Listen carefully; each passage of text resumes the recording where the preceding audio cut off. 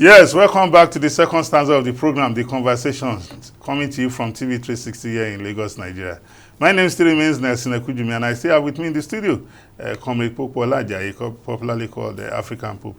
Pope, thank you for staying with us on the program. Oh, you're welcome. Yes, in this second stanza of the program, I want to look at a statement credited to former President Olusegun Obasanjo on the State of the Nation at a public lecture in somewhere in Abuja. Where he said he faulted the government policy. He said the fuel subsidy removal was necessary, but that it's not being implemented properly. Then he also talked about the unification of the Naira, the forex market. He also said it was necessary, but it is not being implemented well. Well, for me, looking at the trajectory of the man, former President Olusegun Obasanjo, I know one thing for free. This is a man who sees nothing good in anywhere or anybody except himself. And that was why former President M.K. Abiola described him as a man who has only one friend. And the friend of Olusegun Obasanjo is Olusegun Obasanjo. So this is a man who raped and, who tried to destroy our democracy, save for the tenacity of the Nigerian people and the grace of God, who after a 2-term of 8 years, still wanted through the back door to obtain an illegal and unconstitutional third term. For me, as a Nigerian, I must confess, Comrade Pope, I feel very angry and agitated whenever I see former President Olusegun Obasanjo come to sermonize us, pontificate.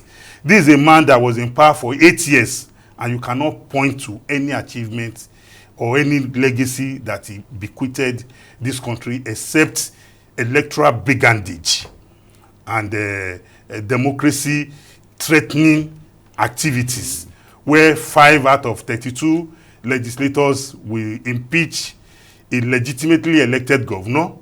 State of emergency. Where we declare state. This was a man who behaved like the Lord of the Man over the people of Nigeria for 8 years. But like I said earlier on, the tenacity of the Nigerian people forced him out.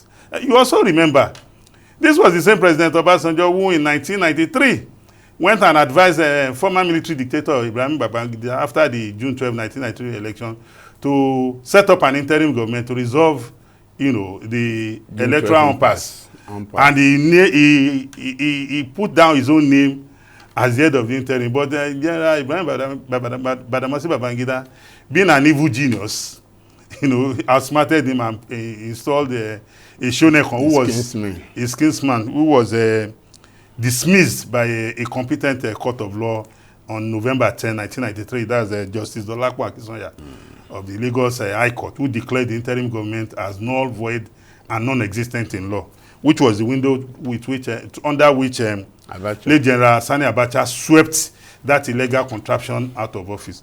So when President Obasanjo says it is necessary, but it's not, I expected him to have explained to you and I and every other Nigerian how it will have been implemented. Maybe there's an Obasanjo model, because recently he has been going around condemning the African democracy, that we should have our own democracy. Meanwhile, you were in office for 8 years. You didn't come up with the idea of it. Is now you have left office that you have now seen the light.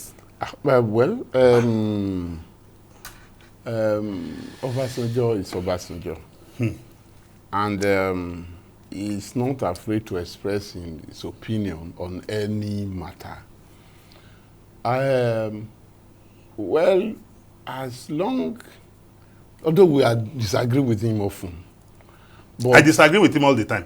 Me, I don't disagree with him. But this last one, if you put it, the proper context and perspective, we cannot totally throw away the baby with bathwater. Okay. That's element of genuineness and truth. Please, can you? Okay. I'm lost. Please, can you educate me? All right. And millions of our viewers who are watching. He did not condemn Mr. President. He said it's not being implemented properly. Let him tell us the properness of implementation. He said the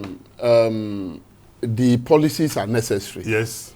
The only one probably disagree with was, I think, the handling of the coup in Niger.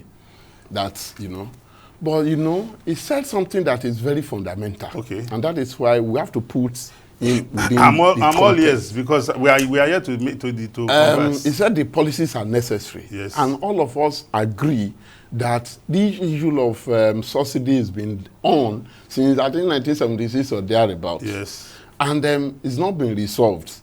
As students, a number of times we protested against, subsidy. Even as adults in the trenches. Again, Yes. up to 1912, Yes. when I stopped. So, we participated fully in the 2012 this thing too. But thereafter, I decided that on this fuel matter, I will not join anybody to join. Remove the subsidy. Let us face it once and for all. But wait, hold on. Mm. The former governor Kayode Fayemi, there's a video trending where Governor Kayode Fayemi said the protest against fuel subsidy removal under Jonathan in 2012 was political. I'm going to address that because just hold on, because Governor Kayode Fayemi was never part of that struggle. And again, for the education of our viewers, the fight against fuel subsidy under Jonathan was because Jonathan could not be trusted with the funds accruable from it. Don't forget that it was under Jonathan that the Nigerian Governors Forum had a squabble with the federal government, whereby they said when they save money that the president, Jonathan and Okonjo-Iweala, would just dip their hand into it as if that money belongs only to the federal government. So we must not run away from that. Let us leave that one aside, okay, and let us face Obasanjo today. Okay. Statement today. Okay. We all agree that subsidy must go. Yes. But okay, what are the plans? Okay. To get out of it, to cushion the effect of it is another thing. Okay. So then talking about currency policy, forest policies, and what have you. So, but what is it? What my own takeaway from that is lecture or his admonition, his position are two. Okay. Number one, he posited that we should move away from transactional leadership to transformational leadership. Okay. And you will agree with me today that most of the people occupying political offices today in Nigeria are doing that on the basis, not for the interest of the people, but for their own interest, but their own personal interest. Hey, go on, I'm just expressing for their own personal interest and the interest of the people, that brought them in there. Yes. So what we need truly is political leadership should be about service. The same man who took Ghana must go back to the National Assembly. No. Forget what he has done. Pontificating now. See, that's why I said. That's why we should. Who became addressed as the grandfather of corruption in Nigeria? Which one? Why are you? On this, is that a lie? No, that he tried to seek a third time through a bribery. No, I'm saying that. Let us put this in a context. Yes. So we are saying that. There is a messenger. Yes. There is a message. Well, what is the message? So the message, that's what I'm saying, that it was that we should try to have transformational leadership and not transactional. So that is one. Then two, he advised that we should have a long-term plan. Yeah.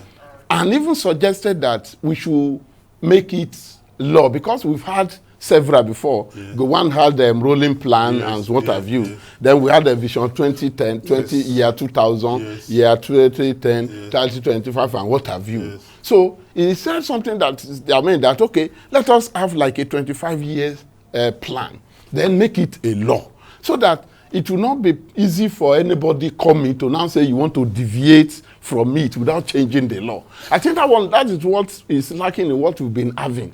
So we must have a plan, because investors will not trust you if you don't have stable policies. Investors will not trust investing in your environment if they don't know that, if they are not sure that the investment is secure. So we need to. We have had developmental plans That's why over the years. There's the MNTF presently inherited from President Muhammadu Buhari. I said the one that the new thing he had there. Former President Obasanjo is talking about transactional leadership. He has not talked about transactional followership. Transactional followership in the sense that on the day of the election, where voters come to the polling stations and waiting to be induced, what foundation did he put on ground to ensure that we move away from vote buying? Because vote buying is also transactional followership. Because if you transact money, it's all about leadership. Oh, the followership are blameless. No, the leadership, leadership determines the type of followers you have. The followers determine the type of leaders you have. No, you see, if the leader, you have a leader, that stands straight, and everybody can trust him. When it comes from a warped foundation, how can he stand straight? Yoruba say, is it Aro Shekini kan? Oni okele nwo amukun eru but the same Yoruba, they should come from the home. Once we come, the same Yoruba says inu koko dudu leko funfun ti jáde. Okay, because the process ti eko fi di funfun, one process e dada nu koko, but nínú koko dudu wa nínú ilé wa, ìwà tá ti fi kọ́ra wa òun là ń wù nta. It is that character, that upbringing that we exhibit when we get to any. No, it happens everywhere. You know that. Well, Comrade Pope, because of our time. Because of our time. You can commit class suicide. Let us save this discussion for another episode of this program. Well, I thank you very much for this edition of the conversation. We've had a beautiful time explaining, some national issues. Till we come your way again next time, please continue to watch the conversation coming to you from TV 360 here in Lagos, Nigeria. Have a great day. Bye-bye. Bye.